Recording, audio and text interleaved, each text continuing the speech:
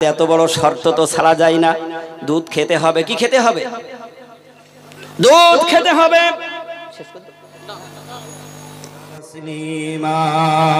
আল্লাহুম্মা সাল্লি ওয়া সাল্লিম ওয়া বারিক আলা আবদিকা রাসূলিল কারীম রাহমাতাল লিল আলামিন শাফিল মুজনিবিন সাইয়্যিদিনা মাওলানা নবিয়্যিনা মুহাম্মাদ ওয়া আলা আলিহি ওয়া আহলি বাইতিহি ওয়া আওলাদিহি وذريته وأزواجه وصحابه وأوليائه وأمته أجمعين كما صليت وسلمت وباركت ورحمت على سيدنا إبراهيم وعلى آل سيدنا إبراهيم إنك حميد مجيد مدينة যাইতে পারলাম না মদিনা, দেখিতে পারলাম না। আমি অসহায় তাই এত দূরে রই, আমি অসহায় তাই এত দূরে রই, শুধু সালাম জানাই মদিনা, যাইতে পারলাম না মদিনা, দেখিতে পারলাম না। মদিনা নাম কত মধু,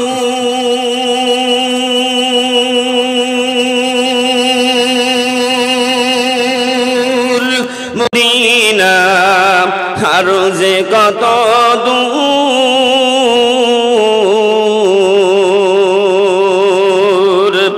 ওই মদিনার পথের ধুলি আমি, ওই মদিনার পথের ধুলি আমি মাখতে পারলাম না মদিনা, যাইতে পারলাম না মদিনা, দেখিতে পারলাম না। মদিনা নাম কত সুন্দর,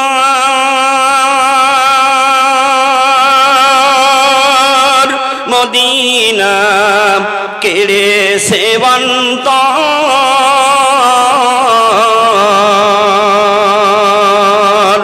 পাখির নাই ডানা থাকিলে, পাখির নাই ডানা থাকিলে যেথাম মদিনায় মদিনা, যাইতে পারলাম না মদিনা, দেখিতে পারলাম না। আমি অসহায় তাই এত দূরে রই, আমি অসহায় তাই এত দূরে রই, শুধু সালাম জানাই মদিনা, যাইতে পারলাম না মদিনা, দেখিতে পারলাম না। আরবেরি পোপাল হাওয়া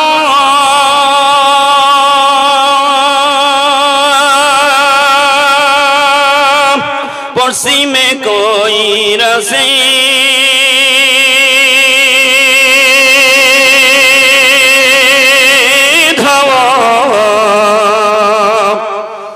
আরবেরি পোপাল হাওয়া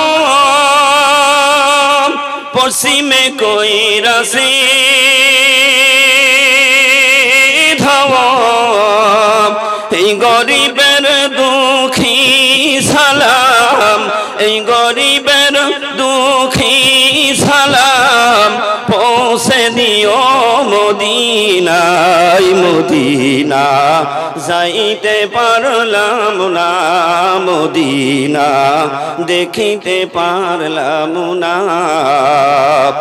মদিনা নাম কত সুন্দর, মদিনা কেড়ে সেবন্ত, পাখির নাই নাই ডানা থাকিলে, পাখির নাই ডানা থাকিলে, যেথাম মদিনায় মদিনা যাইতে পারলাম না, মদিনা দেখিতে পারলাম না। হাক্কানি দরুদ শরীফ। সাল্লি মুবারিক আলা আবদিকার রাসূলিল কারীম রহমাতাল লিল আলামিন শাফিল মুজনিবিন সাইয়্যিদিনা মাওলানা নবিয়্যিনা মুহাম্মাদিন ওয়া আলা আলিহি ওয়া আহলি বাইতিহি ওয়া আওলাদিহি ওয়া যুররিয়্যাতিহি ওয়া আজওয়াজিহি ওয়া আসহাবিহি ওয়া আউলিয়াইহি ওয়া উম্মতিহি আজমাইন কামা সাল্লাইতা ওয়া সাল্লামতা ওয়া বারাকতা রহিমতা আলা সাইয়্যিদিনা ইব্রাহিম আলা আলি সাইয়্যিদিনা ইব্রাহিম ইন্নাকা হামিদুম মাজিদ। মুআজ্জাজ মুহতারাম, উপস্থিত উলামায়ে কেরাম, উপস্থিত দূর দূরান্ত থেকে আগত এবং এই এলাকাবাসী, আমার সম্মানিত ভাই ও বাবাজিরা, মাইকের আওয়াজ অনেকে আমার পর্দার অন্তর আড়ালে আমার মা ও বোনেরা শুনছেন, তো সকলের প্রতি দোয়া পাবার আশায় আবারও সালাম জানাচ্ছি। আসসালামু আলাইকুম ওয়া রাহমাতুল্লাহি ওয়া বারাকাতুহু। সালাম দেওয়া সুন্নত আর জব দেওয়া কি? আমার মনে হলো এই 27 রাত চলছে, রমজান মাসের 27 শেষ রাত আসলে 27 দিন মানুষ রোজা রেখে শরীর দুর্বল হয়ে যায়, ঠিক না বে ঠিক না? আপনাদের বাড়ি থেকে বলে দিয়েছে যে হুজুর যতই চিল্লাক কেউ মুখ খুলবে না, এরকমের বলে দিয়েছে, কথা বলেন? তাহলে মুখ খুলে আওয়াজটা হলো না কেন? আমি আবারও সালাম দিচ্ছি, আসসালামু আলাইকুম ওয়া রাহমাতুল্লাহি ওয়া বারাকাতুহু। এটাই মনে হলো উমরের বংশধর, সুবহানাল্লাহ বলেন। তো আপনারা সকলে ভালো আছেন তো? সেই আল্লাহ রাব্বুল ইজ্জতের দরবারে লাখ কোটি শুকরিয়া, যেই মহান মাবুদ আল্লাহ রাব্বুল আলামিন আহকামুল হাকিমিন আমাদেরকে এক এক এলাকা থেকে, এক এক গোত্র থেকে, এক এক বাড়ি, এক এক মহল্লা থেকে, যেই মহান আল্লাহ রাব্বুল ইজ্জত আমাদেরকে ভালোবেসে দয়া করে এই কোরআনুল কারীমের মজলিসে, খাস আল্লাহর মজলিসে, প্রিয় নবী মুহাম্মদ রাসূলুল্লাহ সাল্লাল্লাহু আলাইহি ওয়াসাল্লামের মজলিসে, শেষ জামানার সংস্কারক, জামানার কুতুব, আরিফ বিল্লাহর বাদশাহ, বিশ্বকোষে উল্লেখিত জামানার মুজাদ্দিদ হযরত মাওলানা সুফি মুফতি আজান গাছী রহমাতুল্লাহ আলাইহির হুকুম প্রাপ্ত এই দোয়া ও কোরআনী ওরসিকুল মজলিসে যেই আল্লাহ রাব্বুল আলামিন আমাদেরকে আসা এবং বসার, কিছু দিনের আলোচনা করবার এবং শুনবার তৌফিক দান করেছে, সকলে জবানের শক্তি উজাড় করে দিয়ে সেই মহান আল্লাহ রাব্বুল ইজ্জতের দরবারে শুকর গুজারি হচ্ছি। সকলে বলি আলহামদুলিল্লাহ। আর একটা আওয়াজ দিয়ে বলি আলহামদুলিল্লাহ। আল্লাহ যেন আমাদের এই আওয়াজকে এখান থেকে তুলে দিয়ে মদিনা মুনাওয়ারায় সেই আখেরি জামানার পয়গম্বর বিশ্বনবী জনাবে মুহাম্মদ রাসূলুল্লাহ সাল্লাল্লাহু আলাইহি ওয়াসাল্লামের রওজা মুবারকে পৌঁছায় দেয়। সকলে বলি সাল্লাল্লাহু আলাইহি ওয়াসাল্লাম। আমি আপনাদের সামনে দাঁড়িয়েছি না তো একজন অধম গুনাহগার, এলেম নেই, বিদ্যা নেই, একেবারে একটা আলিফের জ্ঞান নেই। আপনারা যারা আমার সামনে বসেছেন, আপনারা অত্যন্ত জ্ঞানী মানুষ, আপনারা আলেম আছেন, আপনারা মুত্তাকি আছেন, পরিজগারি আছেন, আল্লাহওয়ালা আছেন।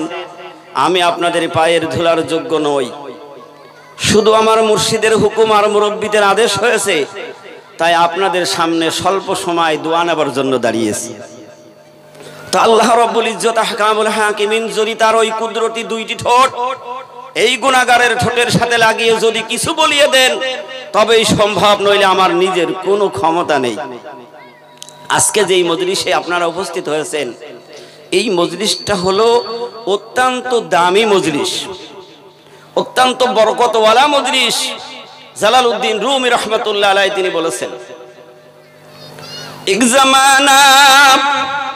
এক জামানা সুহবতে বা আউলিয়া বেহতারাদ সাদু সালাত বেরিয়া। জালালউদ্দিন রুমি রহমাতুল্লাহ আলাইহি বলেন, কোন আল্লাহর বান্দাগুলি যদি মুহূর্ত সময় গিয়ে যদি আল্লাহ ওয়ালা মজলিসে কামেল ওলি আল্লাহর মজলিসে গিয়ে যদি মুহূর্ত সময় বসতে পারে, আমার মালিক আল্লাহ তাআলা তার হাবিব বিশ্ব নবী দিয়ে সাহাবায়ে কেরাম তাবিন দিয়ে এ পর্যন্ত কামেল ওলি আল্লাহরা বলেন, যদি মুহূর্ত সময় যদি কোরআনের মজলিসে কামেল ওলি আল্লাহর মজলিসে গিয়ে মুহূর্ত সময় যদি বসতে পারে, 100 বছর ইবাদত করলে যেই নেকি হতো তার চাইতে বেশি নেকির মালিক আমার আল্লাহ বানিয়ে দেয়। শুধু তাই নয়, আল্লাহ ওয়ালা মজলিসে গিয়ে কামেল ওলি আল্লাহর মজলিসে গেলে গুনাহ মাফ হয়। তার কারণটা কি? হে বিশ্বের মানুষ, একটু ভালো করে দিল দিয়ে শুনি। যখনই কোনো মানুষ কামেল ওলি আল্লাহর মজলিসে উপস্থিত হয়ে যায়, তখন ওই ওলি আল্লাহর কাজ হলো অন্ধকার যুগের মানুষগুলি তাদের মধ্যে আলো দেওয়া, তাদেরকে নূরে নূরান্বিত করা, বেনামাজিকে নামাজি বানানো, যার মধ্যে হারাম আছে হারাম ত্যাগ করিয়ে হালাল রুজির মধ্যে রেখে দেওয়া, যার মধ্যে তাকওয়া পরহেজগারি নেই তাকে তাকওয়া পরহেজগারি করানো।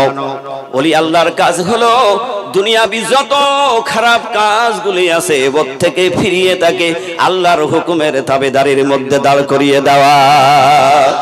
তাই জামানার মুজাদ্দিদ হযরত মাওলানা সুফি মুফতাদান গাসী রহমাতুল্লাহ আলাইহি সেই 1876 খ্রিস্টাব্দ থেকে এ পর্যন্ত দাওয়াত দিলেন, নিজের কোনো কথা নয়, সেই কথা হলো কোরআনুল কারীমের কথা। একটু আওয়াজ দিয়ে বলতে হবে সুবহানাল্লাহ। কিসের কথা বলেছে? কিসের কথা?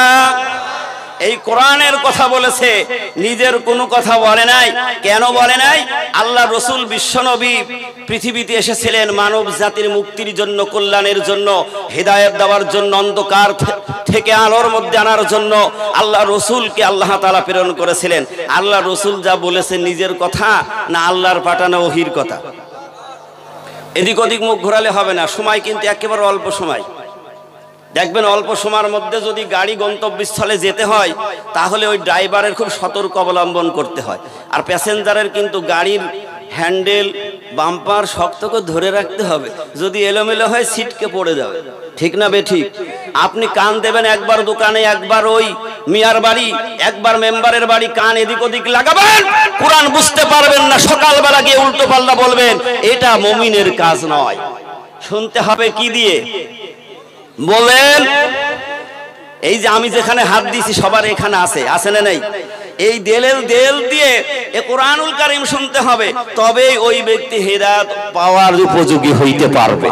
যতক্ষণ পর্যন্ত সে দেলটা এই জায়গায় না লাগাবে, ও যদি কোরআন শুনে তবু সে হেদায়েতওয়ালা হইতে। আমার সময় খুব অল্প, আমি সংক্ষেপে বলবো, তারপরও আমার মধ্যে কিছু নেই, একেবারে এলেম নেই। এই কোরআন থেকে আলোচনা করার যোগ্যতা আমি নই। শুধু হুকুম পালনার্থে আমি কোরআনুল কারীমের সর্বপ্রথম সূরা ফাতিহার পরে যেই সূরাটা নাজিল হয়েছে সেই সূরার প্রথম অংশ আমি তেলাওয়াত করেছি, একেবারেই প্রথম অংশ। আল্লাহ রাব্বুল আলামিন আহকামুল হাকিমিন কি বলছেন? আলিফ লাম মিম যালিকাল কিতাবু লা রাইবা ফীহি হুদাল লিল মুত্তাকিন। আল্লাহ তাআলা এই কালামের গ্যারান্টি দিলেন। কি দিলেন? আমরা কি শুনতে এসেছি মনে আছে তো? আল্লাহর কালাম কোরআন শুনতে এসেছি, সেই কোরআন নিজে গ্যারান্টি দিচ্ছে, আমি যে কোরআন, আমি কোরআন কেমন, আমার কাজ কি, সে কোরআন আমি বলতেছি জালিকাল কিতাবু লা রাইবা ফীহি, এই কোরআনের মধ্যে ভুল তো দূরে থাক, কোনো সন্দেহ নেই। কোরআনের মধ্যে কি নেই? তাহলে কোরআন থেকে যিনি কথা বলবেন সেই কথার মধ্যে ভুল আছে? কথা জোরে বলুন। যারা জায়গা পান নাই আমি আপনাদেরকে একটু দয়া করে অনুরোধ করব, আপনারা একটু বসে যান, সবাই কেউ দাঁড়িয়ে থাকবেন না। যারা এই মাহফিল পরিচালনা করছেন আপনারা মেহেরবানি করে সবাইকে চট দিয়ে দেন, মেহেরবানি করে যারা চট দিয়ে দেন। আর আমার সম্মানিত ভাইরা একটু আমার দিকে আগাইলে ভালো হয় না? একটু আগে আসেন, অনেকে জায়গা পায় নাই দাঁড়িয়ে গেছে। আমি সকলকে বলবো ধীর মস্তিষ্কে বসে যান, একটু কষ্ট হলেও বসে যাবেন। একটা হাদিস শোনেন, কষ্ট হচ্ছে আপনাদের? একটা হাদিস শোনেন। আল্লাহর নবী বিশ্ব নবী জনাবে মুহাম্মদ রাসূলুল্লাহ সাল্লাল্লাহু আলাইহি ওয়াসাল্লাম এরকমের মজলিসে আলোচনা করতেছেন। এই আলোচনা করছে নবীজি, সাহাবায়ে কেরাম এসে বসে গেছে। এমন বসেছে জাগার নাই, সব শেষ হয়ে গেছে। সুবহানাল্লাহ বলেন। নবীজির সামনে বসে কোরআন শুনবে, কারণ সাহাবায়ে কেরাম তারা জানতো নবীজির জবান থেকে যদি একটি কথা শোনা যায় আর ওই একটি কথা যদি জিন্দেগির মধ্যে আমল করতে পারি, কারণ আমার আল্লাহ বলেছে যারা নবীজিকে ভালোবাসবে, নবীর অনুসরণ অনুকরণ করবে, আমি আল্লাহ তাআলা ওয়াদা দিয়েছি ইয়াগফির লাকুম যুনুবাকুম, আমি তাদের तमाम জিন্দেগির গুনাহগুলি maaf করে দেব। এই জামানায় আমাদের মাঝে নবী আছে? ভালো করে বুঝে যাবেন, আজকে খোলামেলা কথা হবে। আমাদের মাঝে কিন্তু নবী নেই, আছে কে? জোরে বলুন। নাইবি নবী আছে, আমাদের মাঝে আছে নাইবি নবী, ওয়ারাসাতুল আম্বিয়া। এই আম্বিয়ারা হলো বর্তমান জামানার মুজাদ্দিদ, তারা হলো পথ প্রদর্শক, পথ দেখানোওয়ালা। সুবহানাল্লাহ বলবেন না? তাদের কাছে যাইতে হবে, আলোচনা আসবে। আমার পরে মুরব্বীরা আছে, তারা হয়তো আরো আলোচনা করবেন। আল্লাহর নবীর সাহাবী কোথায় বসবে জায়গা নেই। নবীজি দেখছেন জায়গা নাই, এক কোনায় দাঁড়িয়ে রয়েছেন, কষ্ট করে দাঁড়িয়েছেন। আল্লাহর হাবিব বিশ্ব নবী মুহাম্মদুর রাসূলুল্লাহ সাল্লাল্লাহু আলাইহি ওয়াসাল্লামের ঘাড়ে একটা রুমাল ছিল। এই রুমালটা হাতে নিয়ে ওই সাহাবীর দিকে ফিকে দিলেন। রুমালখানা টান দিয়ে আল্লাহর হাবিব বললেন, ও জারির, তুমি ওখানে আমার রুমাল বিছিয়ে নিয়ে ওইখানে বসে যাও। তাহলে এই মজলিসে বসাটার মধ্যে বরকত আছে না নাই? তাহলে বসাটার মধ্যে বড় ফজিলত আছে না নাই? যদি না থাকতো বিশ্ব নবী নিজের রুমাল দিয়ে জারিরকে বসতে বলতেন না। কে বলেছেন? বিশ্ব নবী। হযরতে জারির ওই অবস্থায় ধুলাবালির মধ্যে বসে গেলেন, আর নবীজির রুমালখানা বুকের মধ্যে জড়িয়ে ধরে কেঁদে কেঁদে বললেন, কামা আকরামাকাল্লাহ কামা আকরামতানি ইয়া রাসূলুল্লাহ। ও আল্লাহর হাবিব বিশ্ব নবী মুহাম্মদুর রাসূলুল্লাহ সাল্লাল্লাহু আলাইহি ওয়াসাল্লাম, আপনি আমাকে যে সম্মানিত করেছেন, আপনি আমার প্রতি যে ভালোবাসা দিয়েছেন, আমি জারির বলতেছি ইয়া রাসূলুল্লাহ, হাবিবাল্লাহ, আমি জারির এই রুমালের মধ্যে বসতে পারি না, কারণ এমন জারিরের জন্ম হয় না এই যে বিশ্ব নবীর রুমালের উপরে বসে। সুবহানাল্লাহ, সুবহানাল্লাহ। তাহলে যদি ওই রাসূলের অনুকরণ করতে পারি, তার ভালোবাসাটা যদি নিতে পারি, আল্লাহ বলছে আমি খুশি হয়ে যাব। তার আগে না, রাসূলের অনুগত্য না করার আগে আপনি আল্লাহকে পাইবেন না। তাহলে আল্লাহ নিজে বলেছেন, কুল ইন কুনতুম তুহিব্বুনাল্লাহ ফাত্তাবিউনি ইউহিব্বুকুমুল্লাহ। সুবহানাল্লাহ বলেন। তো কিতাব শুনতে হলে এর পরিচয়টা একটু নেওয়া ভালো, ঠিক না বে ঠিক? জোরে বলুন। তো এই কিতাব বলছে আমার মধ্যে কোনো ভুল নেই, কোনো সন্দেহ নেই, আমি একটা নির্ভেজাল কিতাব। কিন্তু একটা কথা আছে, আল্লাহ বলছেন হুদাল লিল মুত্তাকিন। কার জন্য? যারা হিদায়াত এনেছে, মুত্তাকি পরহেজগারী যারা, তাদের জন্য এই কিতাবের মধ্যে কোনো ভুল সন্দেহ নেই। তো যে ব্যক্তি হিদায়াত আনবে না, সেই হিদায়াত না থাকার কারণে সে কোরআন বুঝবে না, কোরআন মানবে না। কথা ঠিক না বে ঠিক? এই জন্য সবাই কিন্তু আবার কোরআনের মাহফিলে আসতে সারা রাত দাঁড়িয়ে ধরেও সে হিদায়াতওয়ালা হইতে পারবে না। আবু দুবা সাইবা মুগিরা আবু জেহেল সারা রাত দাঁড়িয়ে দাঁড়িয়ে নবীজির কোরআনুল কারীমের তেলাওয়াত শুনেছিল। ওটা হিদায়াত পাওয়ার আশায় শুনেছিল না কি কয় একটু বোঝার জন্য? ঠিক না বে ঠিক? কারণ সেখানে গেছে শুধু শুনতে, কিন্তু বুঝতে যায় নাই। আর যিনি দিল দিয়ে এই কোরআন বুঝলেন, কোরআন শুনলেন, সেই ব্যক্তি আল্লাহ তাআলার পক্ষ থেকে হিদায়াতওয়ালা হয়ে গেলেন। সুবহানাল্লাহ বলবেন না? যদি কোরআনুল কারীমকে প্রশ্ন করা হয়, হে কোরআন, বুঝলাম তোমার মধ্যে কোনো ভুল নেই, একটা নির্ভেজাল কিতাব, কিন্তু দুনিয়ার মধ্যে তুমি কালামুল্লাহ কিতাব, কেমন করে আল্লাহর ওখান থেকে তুমি পৃথিবীতে আসলে? কোরআন নিজেই তার জবাব দিচ্ছেন, নাযালা বিহির রূহুল আমিন। আমি কোরআনুল কারীম আর রূহুল আমিন ফেরেশতা আমাকে ওখান থেকে বয়ে নিয়ে আখির জামানার পয়গম্বর বিশ্ব নবীর কাছে নিয়ে এসে ওহী নাযিল করে দিয়েছে। যদি কোরআনুল কারীমকে প্রশ্ন করা হয়, বুঝলাম জিবরিলের মারফতে তুমি পৃথিবীতে নাজিলকৃত কালাম, কিন্তু তোমার বাড়ি কোথায়, ঘর কোথায়? কালাম সেটাও নিজেই জবাব দিচ্ছেন, বাল হুয়া কুরআনুম মাজিদুন ফি লাওহিম মাহফুজ। আমার বাড়ি ঘর হলো আল্লাহর লাউহে মাহফুজে। জোরে বলুন। এ কোরআন বুঝলাম তোমার বাড়ি লাউহে মাহফুজে, কিন্তু একটা কথা তুমি কি বলে দিতে পারবে কোন মাসে তুমি এসেছিলে? কালামুল্লাহ সেটাও বলে দিচ্ছেন, শাহরু রমাদান আল্লাযী উনজিলা ফীহিল কুরআন। আমি কোরআন রমজান মাসে অবতীর্ণ হয়েছি, এই জন্যই তো রমজান মাসের বরকত বেশি। জোরে বলুন না কেন? কোরআন নাজিল হয়েছে রমজান মাসে, রমজানের বরকত বেশি না কম? হাদিসের মধ্যে আসছে অন্য মাসে যদি তুমি 70 রাকাত ফরজ নামাজ আদায় করো, যেই নেকি হবে রমজান মাসে 1 রাকাত ফরজ নামাজ আদায় করলে 70 রাকাতের সমপরিমাণ নেকি হবে। কারণ আমি কোরআন নাজিল হয়েছে ওই মাসে। সুবহানাল্লাহ। যদি কোরআনুল কারীমকে প্রশ্ন করা হয়, বুঝলাম কোন মাসে তুমি আসলে, জানলাম সেটা কোন রাত ছিল, তুমি কি বলে দিতে পারো? তাও বলছেন, ইন্না আনসালনাহু ফি লাইলাতুল কদরি। আমি কোরআন লাইলাতুল কদরের রাতে অবতীর্ণ হয়েছি। সুবহানাল্লাহ। জোরে বলে। যদি মনে করা হয় এই কোরআন এখন কেমন করে রাখবো, ধরে রাখবো কেমন করে, সংরক্ষণ কেমন করে করব?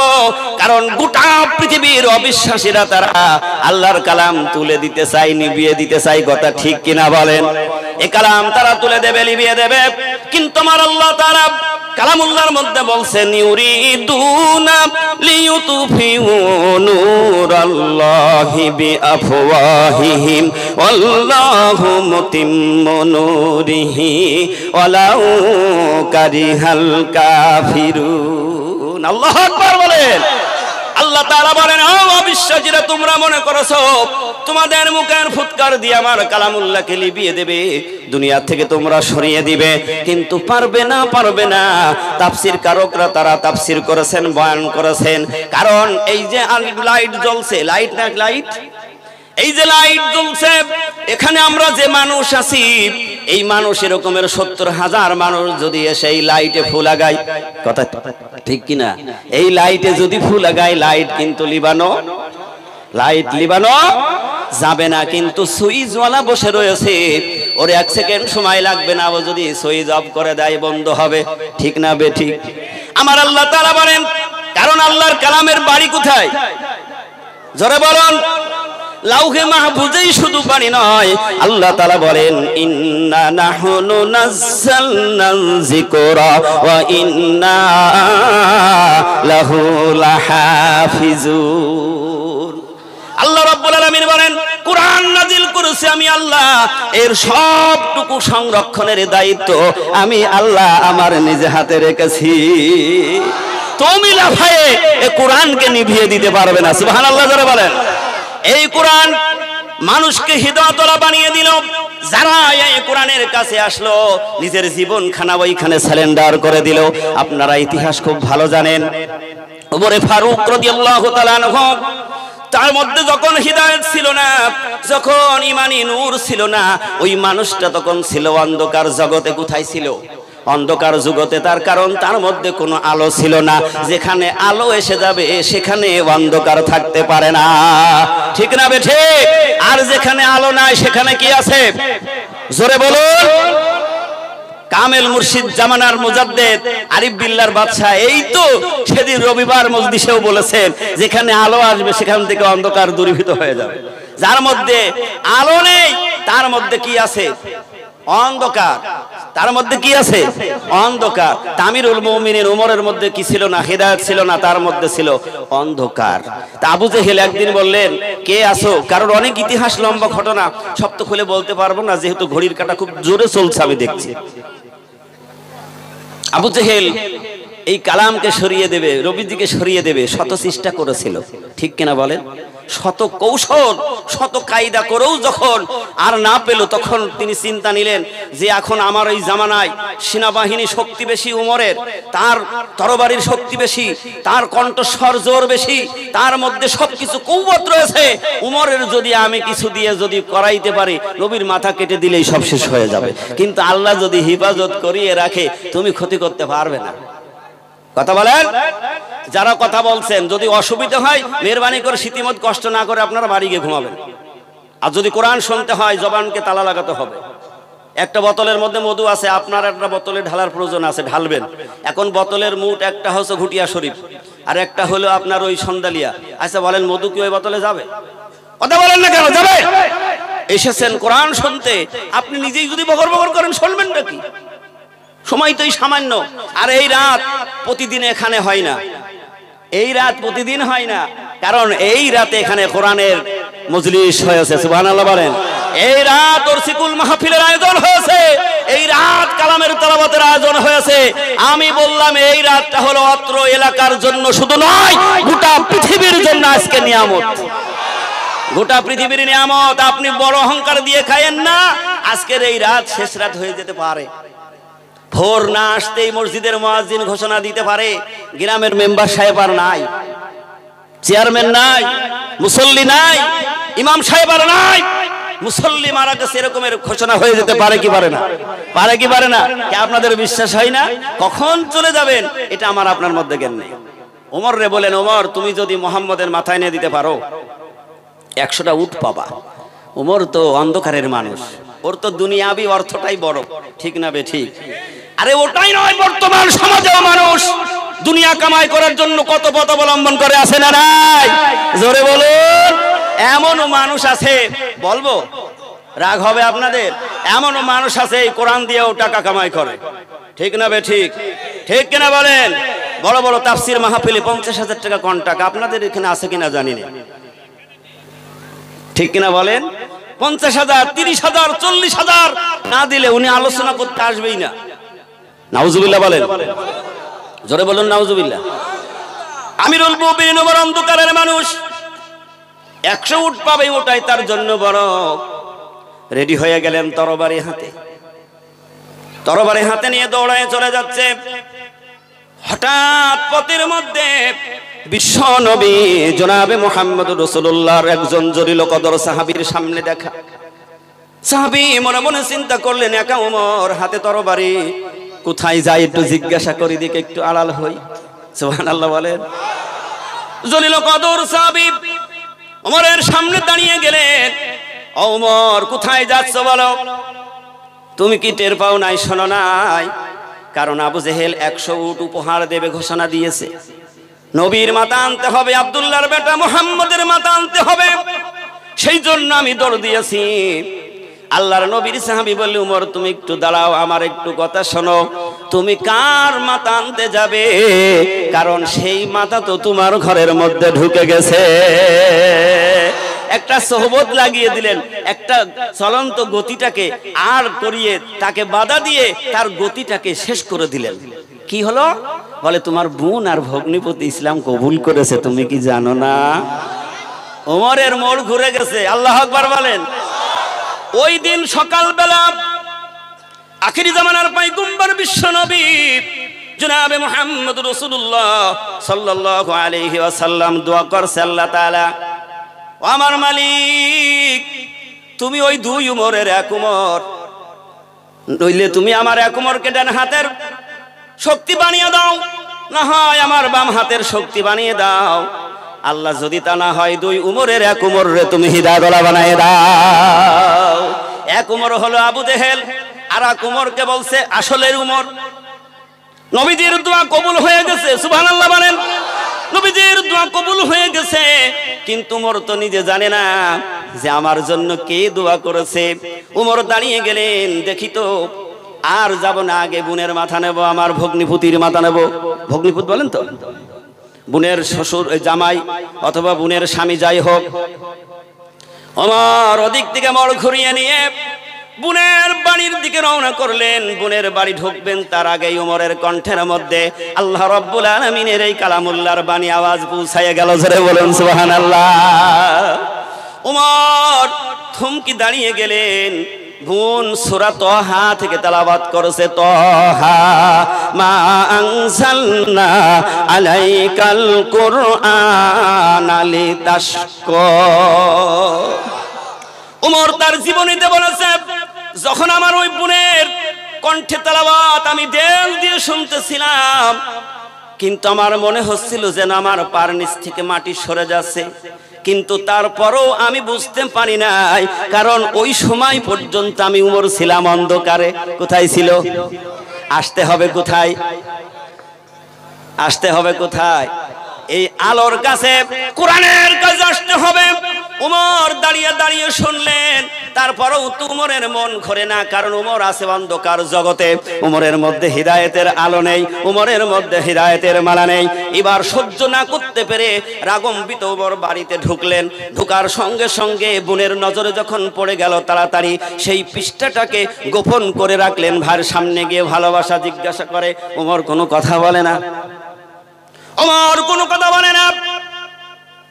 বোন যখন বলে, ভাই আপনি ভালো আছেন, বলে না কোনো কথা হবে না, তুমি আগে বলো এই ঘরের মধ্যে বসে বসে তুমি কি পাঠ করতেছিলে আগে বলো। বলে ভাই সেটা বলবো, তুমি একটু ধৈর্য ধরো। বলে না, আমি উমর ওই আব্দুল্লাহর বেটা, এইভাবে বলছে, ওই আব্দুল্লাহর বেটা মুহাম্মদের মাথা আনতে যাইতেছিলাম, কিন্তু আমি ঘুরে তোমার বাড়ি এসেছি, তুমি নাকি তার কাছে কালেমা পড়ে ইসলাম কবুল করেছো। এই বলে বোনের চুল ধরে টেনে নিয়ে তরবারি দিয়ে আঘাত করে বোনের মারপিট শুরু করে দিয়েছে। বোন এবার চোখের পানি ছেড়ে দিয়ে কেঁদে কেঁদে বলে, আল্লাহ, দুনিয়ার মানুষের সাহায্য করে তার বাবা মা বেশি সাহায্য করে, কিন্তু আমার কাছে তো আমার বাবা মা নাই, প্রতিবেশীও নাই। ও ভাই তুমি মিটাও, তোমার মনের আশা মিটাও, তুমি যত পারো আমারে পিঠাও, কিন্তু তুমি যেইটা ছাড়তে বলছো এমন ট্যাবলেট আমি সেবন করেছি, আমার প্রতিটি শিরা উপশিরার মধ্যে আমার গোটা রক্তের সঙ্গে মিশে গেছে। তুমি যতই পিটাও না কেন, যে ওষুধ আমি সেবন করেছি, জীবন চলে গেলেও আমি ছাড়তে পারবো না। এর নাম হলো ঈমান, এর নাম হলো হিদায়াত। সুবহানাল্লাহ করে বলেন। এই জন্য আমি মসজিদের দেওয়ালে দেখেছি, যার মধ্যে ঈমান নেই তার দোয়া কবুল হয় না। কি নেই? যার দোয়া কবুল হবে না। নিচের লাইনে লেখা আছে, ওলি আল্লাহর সাথে যারা দুশমনি করে আল্লাহ তাদের পছন্দ করে না। এই মসজিদের দেওয়ালে লেখা আছে। উমর মনের মধ্যে একটু দয়া হয়ে গেল, বলছে, বোন তুমি যখন বারবার বলছো, কারণ ওদিকে তো হিদায়েতের নূর জ্বলতেছে। সুবহানাল্লাহ জোরে বলেন। কারণ যার সোহবত লেগেছে তিনি প্রথম যিনি সোহবতটা দিয়েছেন তিনি হলেন ঈমানওয়ালা, তার মধ্যে নূর আছে। কি আছে? তার মধ্যে ঈমানি নূর আছে। ওর সোহবত লেগে ওখান থেকে ফিরে চলে এসেছে, একটা নূর লেগে গেল। আবার বোনের যখন ধরলেন, বোনের মারপিট করেছেন, বোনের মধ্যে আল্লাহর নূর আছে, নবীজির হিদায়েতের বাণী বোনের মধ্যে রয়েছে, ওখান থেকে আর একটা সোহবত লেগে গেল। এই জন্য জালালউদ্দিন রুমি রহমাতুল্লাহ আলাইহি তিনি বলেছেন, সোহবতে সালে তোরা সালে কুনাত, সোহবতে সালে তোরা সালে কুনাত, সোহবতে তলে তোরা তলে কুনাত। সুবহানাল্লাহ বলেন।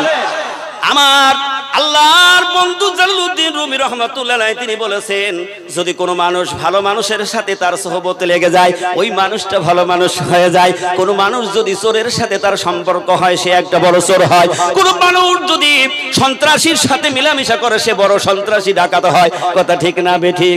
ইমাম সাহেবের সাথে যদি কেউ বন্ধুত্ব করে, ওই মানুষটা সে মুসল্লি হয়ে যায়।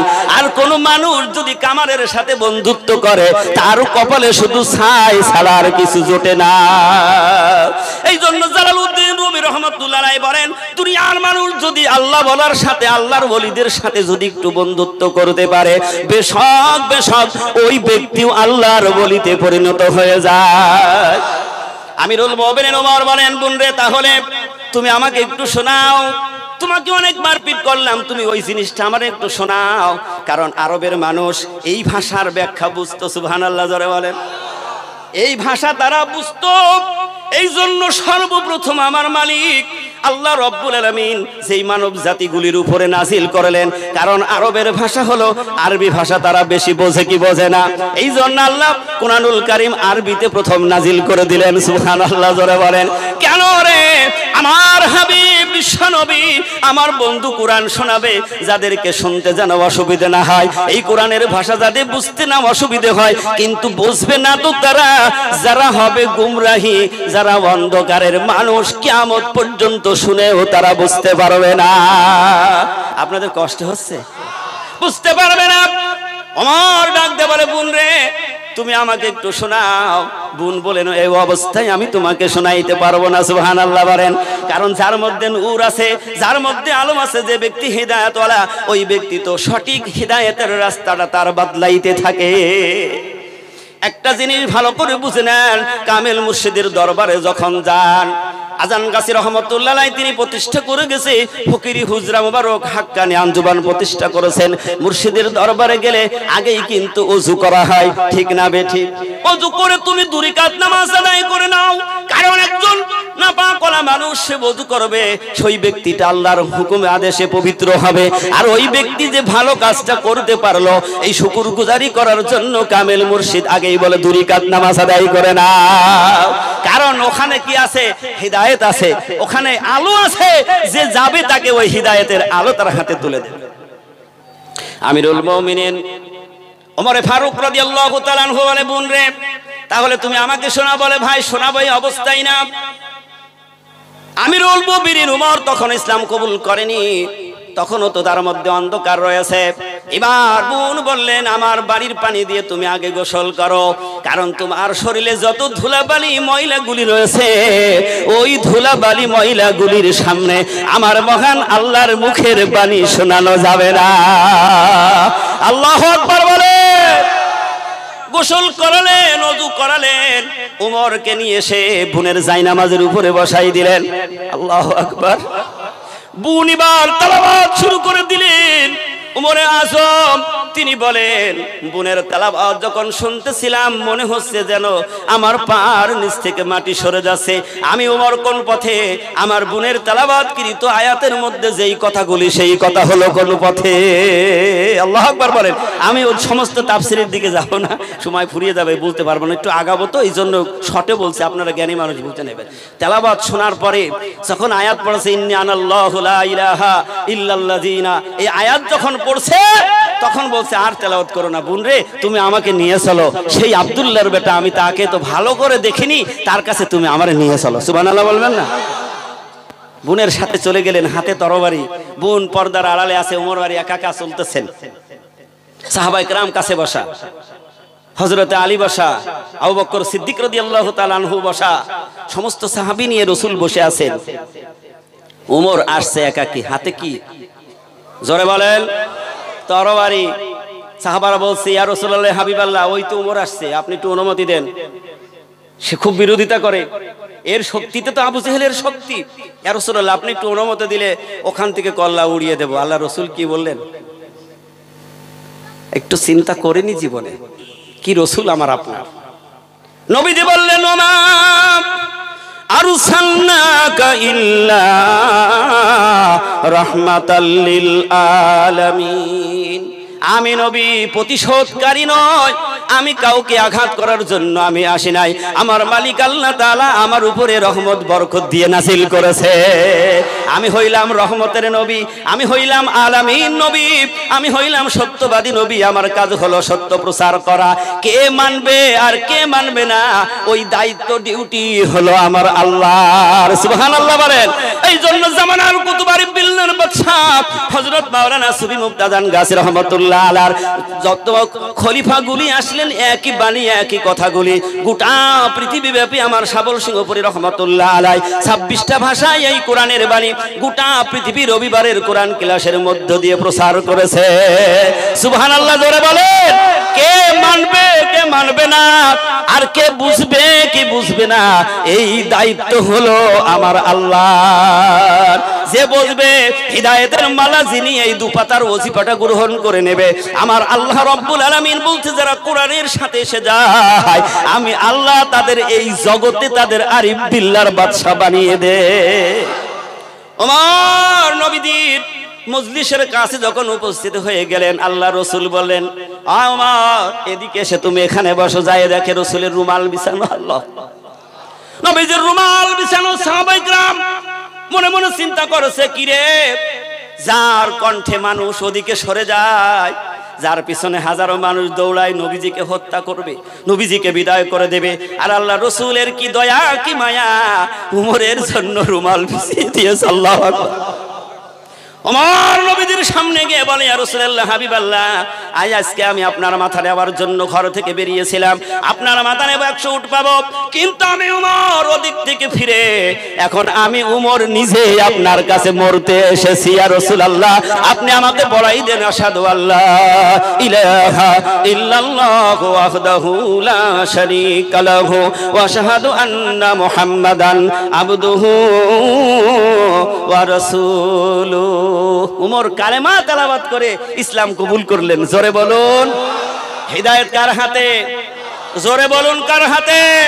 সবাই হিদায়াতওয়ালা হইতে পারবে না, সবাই আল্লাহওয়ালা হইতে পারবে না। এমনও হতে পারে আজকের এই মজলিসে সবাই আসতে, বাড়ির কাছের মানুষ আসে নাই, কিন্তু আল্লাহ তাআলা আমি জানি না এসেছে কিনা, নাও আসতে পারে, কিন্তু অনেক দূরের মানুষ এসে যায়। ঠিক না বে ঠিক? কারণ বাড়ির কাছে আবু জেহেলের বাড়ি, হিদায়াতওয়ালা হয়েছে। আবু দুবা সাইবা মুগিরা হিদায়াতওয়ালা হয়েছে, হিদায়াতওয়ালা হয়ে গেলেন ওই আফ্রিকার কৃতদাস গোলাম হযরত বিলাল রাদিয়াল্লাহু তাআলা আনহু। জোরে বলুন, বিলাল হিদায়াতওয়ালা হয়ে গেলেন। তাহলে হিদায়াত কার হাতে? মনে করা যাবে না যে হিদায়াত সবাই হয়ে যাবে, হিদায়াত হলো আমার মালিক আল্লাহর হাতে। উমর ইসলাম কবুল করলেন। আমি খুব শর্টে বলছি, এই ঈমানের কাছে আসলে হিদায়াত যদি সে হয়ে যায়, আল্লাহ তাআলা বলছে তার জন্য এই কোরআনটা কি আছে, কোন নির্ভেজাল, কোন ভেজাল নেই, কোন ভুল নেই। যেই ব্যক্তি হিদায়াত এনেছে, যিনি এই হিদায়াত গ্রহণ করেছে, সুবহানাল্লাহ বলেন।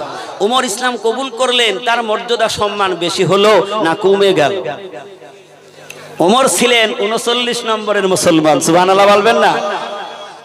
এই যে একটা পাওয়ার তৈরি করা, মর্যাদা সম্মানের দিকে এগিয়ে যাওয়া, এটা চেষ্টা হলো নিজের, আর করিয়ে দেওয়ার মালিক উমরের চেষ্টা ছিল। উমর চিন্তা করতো যে আমি যত অন্যায় করেছি, যে অপরাধ করেছি, ভুল করেছি, এই মনে মনে বলতেন আমার মতো অপরাধ করনেওয়ালা, আমার মতো খারাপ মানুষ মনে হয় আর নাই। উমরে ফারুক রাদিয়াল্লাহু তাআলা আনহু যখন তিনি খলিফা ছিলেন, একদিন হুযায়ফা রাদিয়াল্লাহু তাআলা আনহুকে নিজের কক্ষে ডেকে নিলেন। আমরা কিন্তু একটু বিবেক করি নে, সেই আমিরুল মুমিনিন উমরের আদর্শটা কি ছিল, কি মানুষ ছিল, তার মর্যাদা কেন বেশি হয়ে গেল? হুযায়ফাকে ডাকলেন নিজের গোপন কক্ষে, ডেকে বলছে, হুযায়ফা, আল্লাহর হাবিব বিশ্ব নবী যখন বিদায় নিয়েছে, এই আরবের কে মুনাফিক তার তালিকা তোমার কাছে দিয়ে গিয়েছে। নিজেকে কত ছোট মনে করতে, যে সেই তালিকা তোমার হাতে, তবে তুমি একটু দেখো তো ওর মধ্যে আমার নামটা নেই তো। তখন ওমর খলিফা, সুবহানাল্লাহ বলবেন না? এই জন্য বর্তমান গদ্দিনিসের হুজুর কিবলা দামাত বরকাতুহুম এই রবিবারের মজলিসের শেষ রাতের দিকে তিনি বললেন যে পৃথিবীর মধ্যে যে যত ছোট মনে করবে, আমার আল্লাহ তাআলা তার মর্যাদা, তার সম্মান, তার ইজ্জত এই পৃথিবীর মধ্যে সব চাইতে ঊর্ধ্বে দান করে দেবে।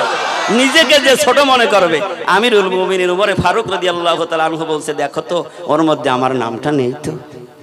কত বড় ভয় ছিল, কার ভয়? আল্লাহর ভয়। আশিক প্রেমিক ছিলেন কার? বিশ্ব নবী মুহাম্মদুর রাসূলুল্লাহ সাল্লাল্লাহু আলাইহি ওয়াসাল্লাম। বুকে ব্যাকুল দহন জ্বালা, ইশকেরি জ্বালা,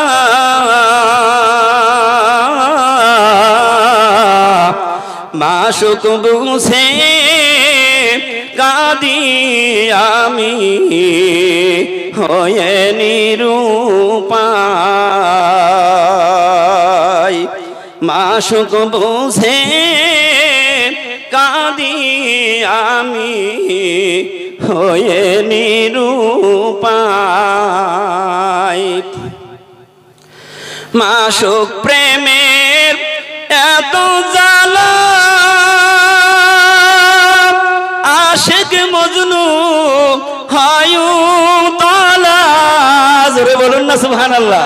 যে আশিকের প্রতি যার মাশুক লেগে গেছে, সে কি হয়ে যায়? ওতালা হয়ে যায়। সে কি হয়ে যায়? ওতালা হয়ে যায়। আমরা কিন্তু ওই আশেক হইতে পারি নাই। আমরা সবাই স্বার্থ হাসিল করার জন্য সব ঘুরতে থাকি, ঠিক না বেঠিক? একটা ছোট্ট ঘটনা বললে আপনারা বুঝতে পারবেন। একটা ছোট্ট ঘটনার সাথে একটু বলে দিই, বুঝতে পারবেন। আমরা পৃথিবীতে সেজেছি, দুনিয়াবি সাজ সেজেছি, কিন্তু আসল আশেক আর মাসুক হইতে পারি নাই। লাইলি আর মজনুর একটা গল্প আছে না নাই? মস্তবি শরীফের মধ্যেও ওলি আল্লাহর এটা বরাত দিয়ে লিখেছেন। তো লাইলির আশেক ছিলেন মজনু, ঠিক না? কথা বলেন না কেন? যে যত আশেক হবে সে তত মাসুককে পেয়ে যাবে। তো লাইলি জপে মজনুরে আর মজনু জপে লাইলি। তো এই মজনু লাইলির ভালোবাসা নিয়ে সমাজে দাঁড়াইতে পারে না, মানুষের কাছে মার খেতে হয়, মানুষ তারে তাড়াই দেয়, খারাপ বলে। এরকমের করতে করতে মজনু একটা গভীর জঙ্গলে চলে গেছে। ওইখান থেকে সে শুধু লাইলি লাইলি জপ করে। কিন্তু লাইলি জানে যে আমার মজনু কোথায়। সুবহানাল্লাহ বলবেন না? কোথায় আমার মজনু? লাইলি জানে। অনেকদিন পর তিনি শুনতে পারলেন যে আমার মজনু আমার আশেক হয়ে সে কানতে কানতে সে অসুস্থ হয়ে গেছে, দুর্বল হয়ে গেছে, শরীরে তার আর কোনো বল নেই।